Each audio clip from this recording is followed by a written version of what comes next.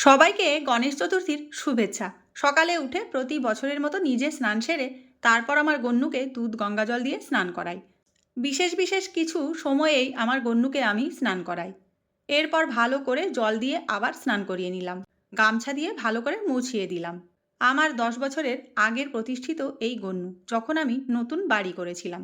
খুব সুন্দর করে সাজিয়েছি দেখো। সামান্য আয়োজন করেছি। ফল, লুচি, সুজি, মিষ্টি, লাড্ডু, মোদক, 5 রকম ফল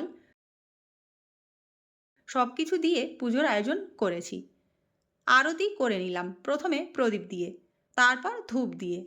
আমার পুজো সম্পন্ন হয়েছে। নিজে হাতে গুছিয়ে পুজো দিলে আমার মন প্রসন্ন হয়।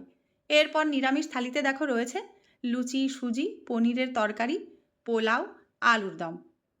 জয় গণেশ! সকলের মঙ্গল কামনায় দিনটা সবার ভালো কাটুক।